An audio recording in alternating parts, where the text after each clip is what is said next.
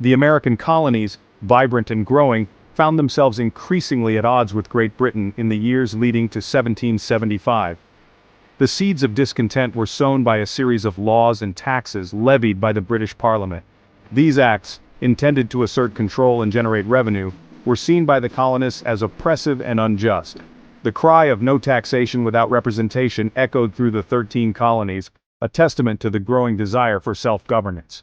The Stamp Act, enacted in 1765, ignited widespread protests and boycotts, forcing its eventual repeal.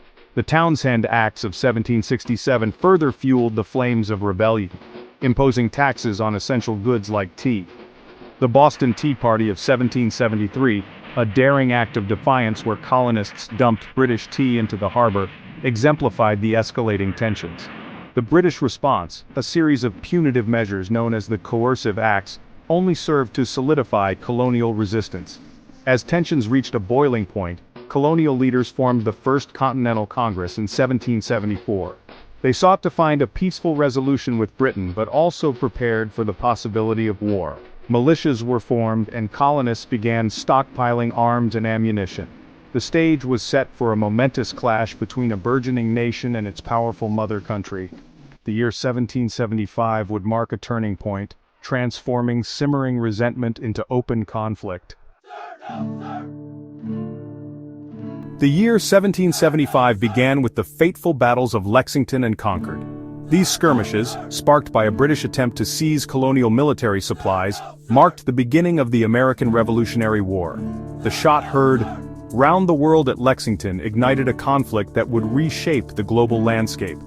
Colonial militiamen, fighting with fierce determination, proved to be a formidable force against the well-trained British regulars. As the war intensified, the Second Continental Congress convened in Philadelphia, assuming the role of a wartime government. The Congress authorized the raising of an army, appointed George Washington as commander-in-chief, and took steps towards securing foreign alliances. Yet, the question of independence remained a point of debate. On July 4, 1776, the Continental Congress took the momentous step of declaring independence from Great Britain. The Declaration of Independence, penned by Thomas Jefferson, eloquently articulated the ideals of liberty, equality, and self-governance. It served as a powerful indictment of British tyranny and a rallying cry for the American cause. With this bold declaration, the 13 colonies embarked on an uncertain future, fully committed to the pursuit of freedom. The fight for independence had begun in earnest. At the helm of the Continental Army stood George Washington, a Virginian planter thrust into the role of a reluctant revolutionary leader. Washington's unwavering commitment to the cause of liberty, his strategic brilliance and his ability to inspire his troops through hardship and defeat, proved to be instrumental in securing American victory. The early years of the war were marked by a series of setbacks and defeats for the Continental Army. Washington's forces, ill-equipped and lacking experience, faced a formidable foe in the British Army. Yet Washington persevered, demonstrating remarkable resilience and adaptability.